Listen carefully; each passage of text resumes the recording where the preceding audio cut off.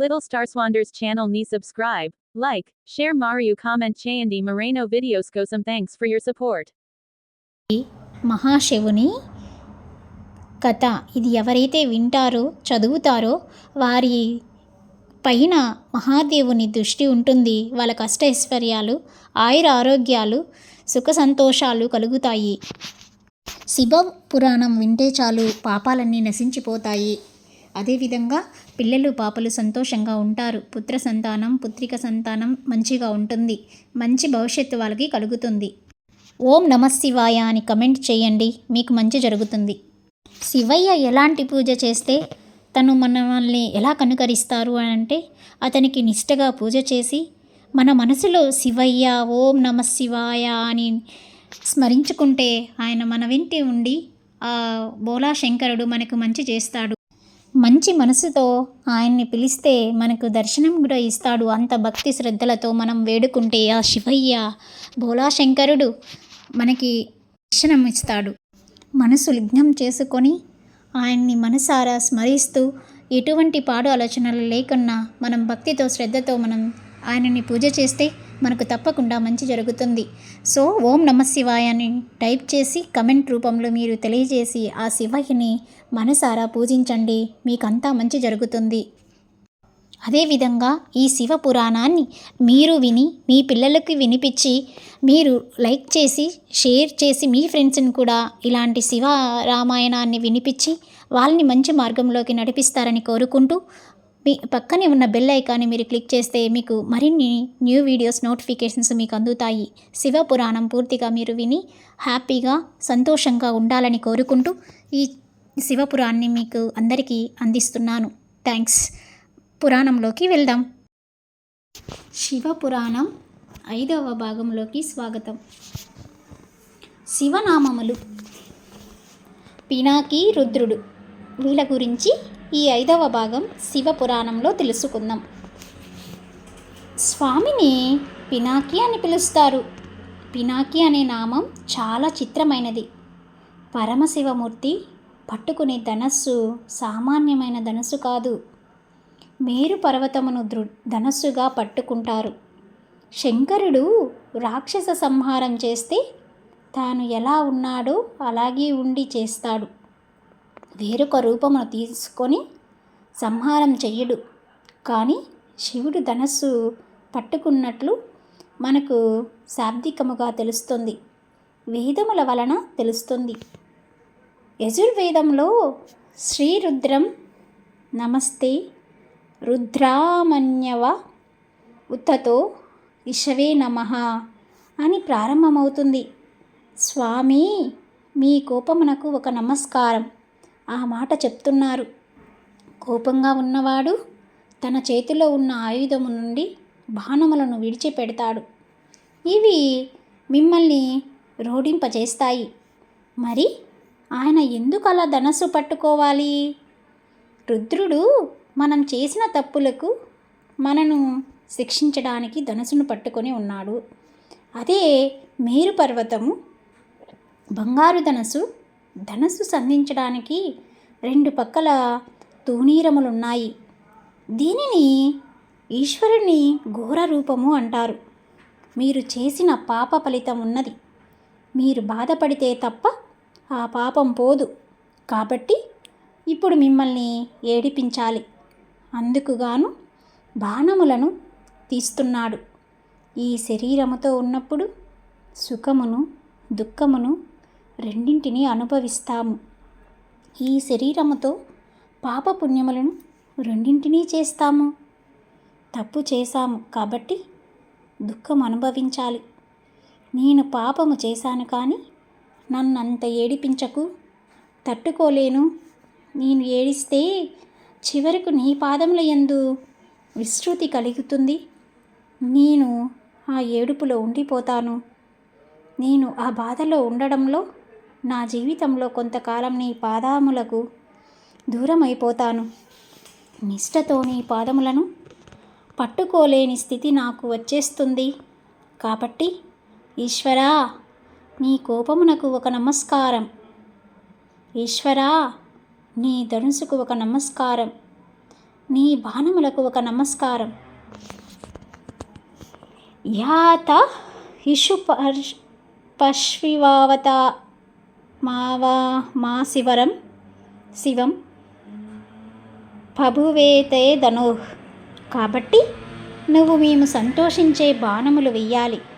నా యందు దయ ఉంచి నన్ను నీ త్రోవలో పెట్టుకో అని ప్రార్థిస్తే ఇప్పుడు ఆయన ప్రసన్నుడవుతాడు. ఇప్పుడు ఆయన పట్టుకున్న ధనస్సుకు మొదట్లో పట్టుకున్న ధనస్సుకు తేడా కనిపిస్తుంది. పినాకిని అనే శబ్దమును మీ జీవితమునకు అన్వయం చేసుకోవడానికి రుద్రం ప్రారంభం ఇలానే మాట్లాడింది. ఇది అసలు ధనస్సు. మీరు తపస్సు చేస్తే ఘోర రూపంతో ఈశ్వరుణ్ణి చూడవలసి వస్తుంది. తప్పు చేశానని చెప్పుకోవలసిన రోజు మీ జీవితంలో ఎందుకు రావాలి? మీరు జీవితంలో శాంతమైన శివదర్శనమును కోరుకున్న వారి ఉండాలి. అనగా తప్పులు చేయకుండా ఉండటానికి ప్రయత్నించాలి. ఆయన బంగారు ధనుస్సును పట్టుకొని మీరు చేసిన పాపములకు తగిన శిక్షను విధిస్తూ మీ పాపములను పరిహారం చేస్తున్నాడు. ఎంత పాపం చేసిన వాడైనా ఆయన పాదములు పట్టుకున్నవాడైతే ఆయన పాదముల యందు విస్మృతి కలగవలసిన అవసరం లేని రీతిలో తప్పించి వాడు భరించగలిగినంత దుఃఖమును మాత్రమే ఇచ్చి తప్పిస్తాడు. కాబట్టి మీకిప్పుడు శిక్ష వెయ్యడంలో కూడా ఆయన ఒక తండ్రి బిడ్డలను చూసుకున్నట్లు చూసి కొడతాడు. కాబట్టి ఈశ్వర, మీరు ప్రసన్నమూర్తి అయి కనపడండి అని కోరుకుంటాము. అసలు సనాతన ధర్మంలో మిమ్మల్ని భయపెట్టడానికి మీరు చేసే పాపమునకు ఫలితం ఇచ్చేవాడు ఒకడు, మీ భయం తీరడానికి ఒకడు వేరుగా ఉండరు. భయకృత్ భయానాశనః. భయమును సృష్టించేవాడు పరమాత్మే, భయమును తీసేసేవాడు పరమాత్మే. ఇది సనాతన ధర్మమునందు ఉన్న జీవాధార. కష్టమును కష్టమును తొలగించడానికి ఈశ్వరుడే కారకుడు. ఆ కష్టమును కాలములో మీరు మరిచిపోయేటట్లు చేసే కాలస్వరో ఉదు కూడా ఈశ్వరుడే.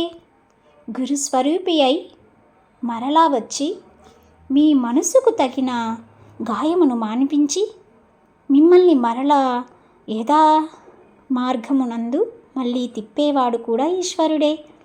ఈశ్వరుని కారుణ్యమునకు అంతులేదు.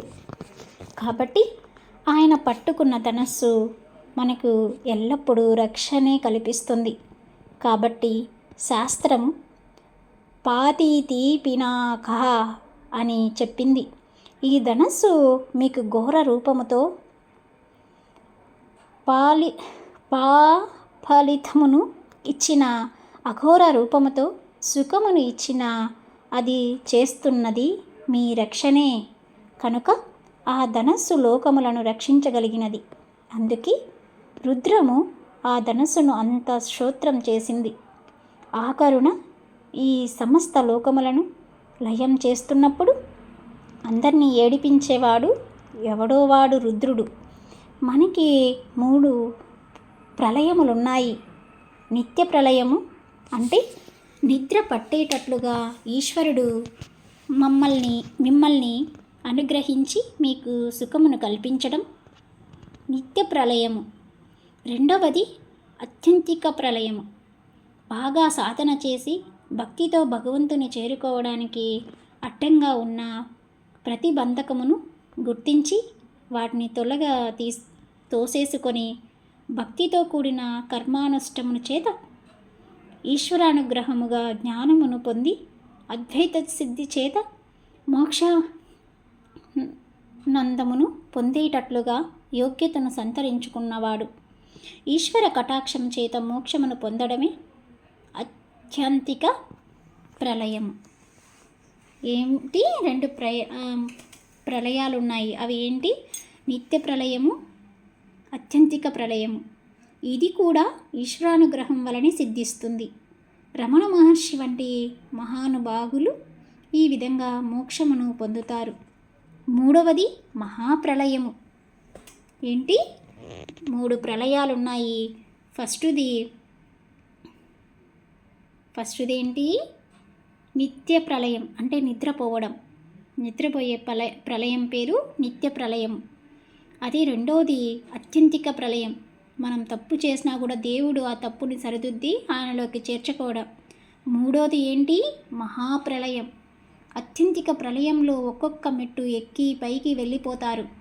ఈశ్వరుణ్ణి తమంత తాము పొందలేని వాళ్ళని ఈశ్వరుడే పొందుతాడు. వాళ్ళు ఏడుస్తున్న వాళ్ళకి సిద్ధిని ఇచ్చేస్తాడు. అలా చేసిన రుద్రుడు చేతి ధనస్సు సాత్వికమైనది, లోకరక్షణ హేతువైనది. అది కూడా ఆయన అనుగ్రహం. ఈ శరీరముతో ప్రయోజనమును సిద్ధింపచేసినందుకు ఈశ్వరుని ప్రార్థిస్తూ ఈశ్వరునిలోనికి చేరుతూ ఈ శరీరమును వదలాలి. ఇందు నిమిత్తం ధర్మమును పట్టుకోవాలి. ధర్మము తప్ప వేరొక మార్గం లేదు. ఇదే శాబ్దిక ప్రమాణమైన వేదము. ఈ వేదమును ఎవడు ఇచ్చాడో వాడు రుద్రుడు. ఆ రుద్రుడు వేదము చేత ప్రతిపాదించబడిన ధర్మము మనకు బాగా అర్థమయ్యేటట్లుగా గురు రూపంలో వచ్చి చెప్పి పరమాత్మ వైపు అడుగులు వేసేటట్లు బుద్ధిని చక్కదిద్దుతాడు.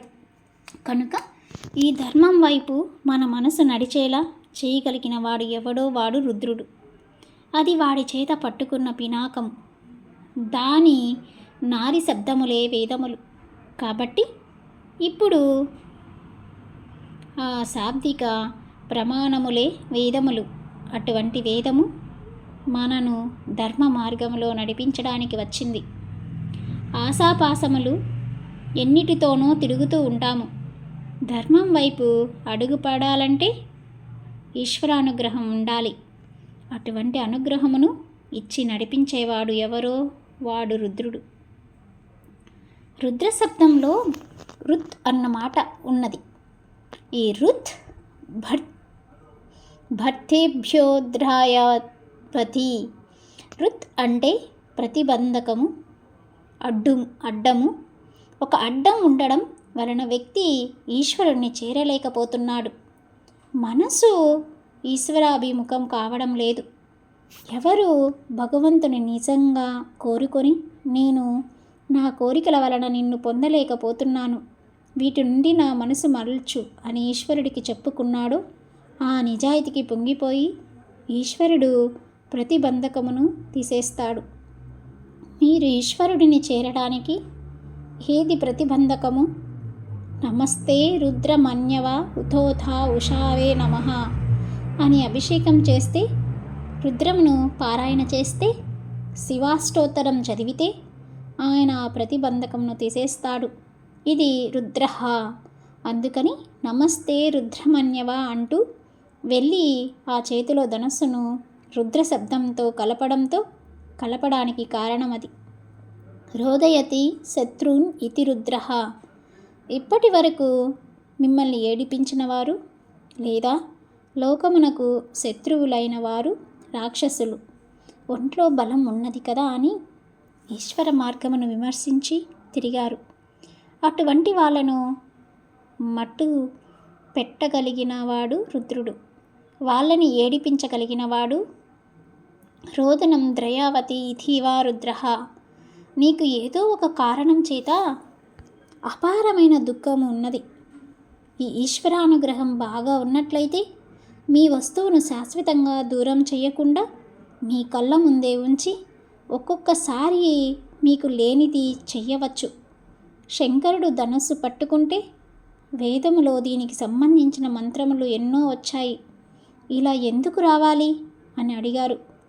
పినాకః త్రిపురా దాహాకాలే జ్వాల జులైనాకం పిహితవాన్ పినాకం తదా మీరు ధనుస్మత్ అన్నారు. లోకమునందు ఎక్కడా లేని రీతిలో బంగారుదైన మేరు పర్వతమును తన చేతిలో ధనస్సుగా పట్టుకొని నిలబడినవాడు. అటువంటి ధనస్సు కాంతుల చేత సమస్త లోకములు కప్పబడిపోయి రాత్రి అనక పగలనక బంగారు కాంతి యందు అన్ని లోకములు ఎప్పుడు ప్రకాశించాయో అలా ధనుసు చేతిలో ఎవడు పట్టుకున్నాడో వాడి చేతి ధనస్సే చిత్రం.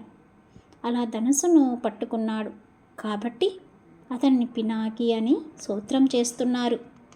కాబట్టి అన్ని విషయములను సమన్వయం చేస్తూ మనకి పెద్దలు ఆయన చేతిలో ఉన్న ధనస్సు మనల్ని ఇన్ని రకములుగా ఉద్ధరించగలదని చెప్పారు.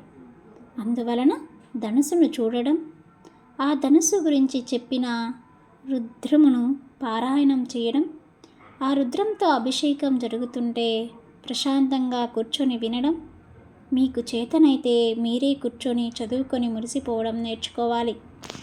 చూశారు కదండి, ఈ 5వ భాగంలో మనం ఏమేమి నేర్చుకున్నామో చెప్పండి. శివనామములు. పినాకి రుద్రుడు అంటే శివయ్యే. ఈయన నీ పినాకి అని కూడా పిలుస్తారు, రుద్రుడుగా కూడా అవుతాడు. ఎప్పుడు ఇక్కడ మనం కొన్ని నేర్చుకున్నాం. అవి ఏంటి అంటే ఈ 5వ భాగంలో శివ పురాణంలో మనం కొన్ని నేర్చుకున్నాం. అవి ఏంటి అంటే చెప్పండి, మీకు తెలిస్తే గుర్తున్నాయా? ఇలాంటి శివ పురాణం వింటుంటే ఇంకా ఇంకా వినాలి, చదవాలి అనిపిస్తుంది నాకైతే. మీకేమనిపిస్తుంది? శివ పురాణం ఇందులో మనకి కొన్ని యుగాలు ఉన్నాయి. ఆ యుగాలు ఏమేమని చెప్పారు శివయ్య? ద్వాపర యుగం, కలియుగం,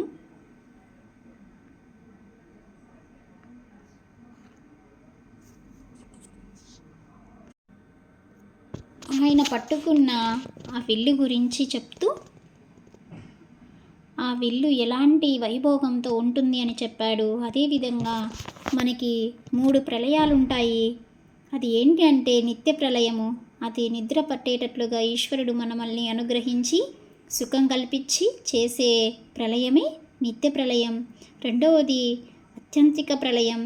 ఇది బాగా కష్టపడి ఒక్కొక్క స్టెప్పు ఎదుగుదలతో వెళ్ళి శివుణ్ణి ఎలా చేరుతాము అనేది ఈ 2వ ప్రళయమే అత్యంతిక ప్రళయం. ఆ పేరులోనే మనకి తెలుస్తుంది. అత్యంతిక ప్రళయము అని అంటే మనం భక్తితో భగవంతుని చేరుకోవడానికి అడ్డంగా ఉన్న ప్రతిబంధాలన్నింటినీ తొలగించుకొని శివుడిని కోరుకుంటూ జ్ఞానము పొంది మనం ఈశ్వర కటాక్షం చేత మోక్షము పొందడమే ఈ అత్యంతిక ప్రళయము అన్నమాట. ఇంకా 3వది అత్యంతిక ప్రళయములో 3వది మహాప్రళయము.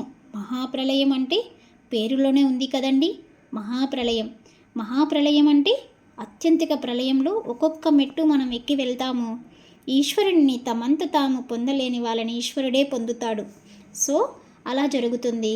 అదే మహాప్రళయంలో లోకరక్షణ హేతువైనది కూడా ఇక్కడ ఉంటుంది. ఆయన అనుగ్రహం మనకి ఉండాలి ఇక్కడ. సో ఇందు నిమిత్తం మనం ధర్మంని పట్టుకోవాలి.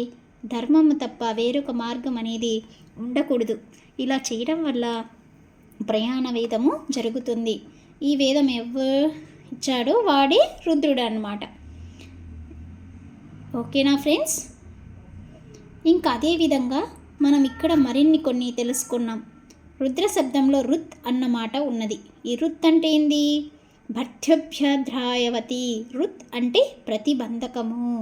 అత్యంతిక ప్రళయములో ఈ ప్రతిబంధకం అనేది అడ్డంగా ఉంది శివయ్య, నన్ను అక్కడి నుంచి ఆ బంధాలు తొలగించి నా కోరికల వల్ల నేను నిన్ను పొందలేకపోతున్నాను అని చెప్పి మనం శివుణ్ణి వేడుకుంటే, నా మనసు కోరికల నుంచి మళ్లించు, నన్ను నీ దారిలోకి తీసుకొని నిన్నులో ఐక్యం చేసుకో తండ్రి అన్నప్పుడు శివుడు మనకు చేసే నమస్తే రుద్రమన్యవ ఉథోత ఉషవే నమః అని అభిషేకం చేస్తే, రుద్రమును పారాయణ చేస్తే, శివోష్టోత్తరం చదివితే ఆయన ప్రతిబంధకంను తీసేస్తాడు.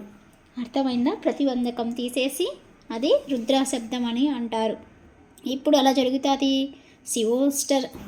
శివాష్టోత్తరం చదవాలి. అదేవిధంగా ఉథోత ఊషవే నమః అని అభిషేకం చేస్తే మనం ఆయనకి రుద్రాయమును పారాయణం చేయాలి, శివోష్టోత్తరం చదవాలి. అప్పుడు మనకి ప్రతిబంధకంను తీసేస్తాడు. ప్రతిబంధకము అని అంటే ఇంతకుముందే చెప్పాను కదండి. ఏంటి ప్రతిబంధకం అంటే? ప్రతిబంధకము అని అంటే ఏంటి, ఎక్కడ వస్తుంది అది? మనకి అత్యంత మన కోరికలు అన్నీ తొలగింపచేస్తాడనమాట. ఇలాంటి మరిన్ని శివ పురాణాలు మీరు వినాలి అనుకుంటున్నారా? అయితే మరి మన ఛానల్ని సబ్స్క్రైబ్ చేసుకోండి. పక్కనే ఉన్న బెల్ ఐకాన్ని క్లిక్ చేస్తే మీకు న్యూ వీడియోస్ నోటిఫికేషన్స్ వస్తాయి. అదేవిధంగా మన ఛానల్ మీకు ఇంట్రెస్ట్ అయితే మీ ఫ్రెండ్స్కి కూడా షేర్ చేసి శివయ్య మహిమలు అందరికీ తెలియచేయండి. ఆ శివయ్య మీ అన్నంటూ ఉండి మిమ్మల్ని కాపాడుతాడు.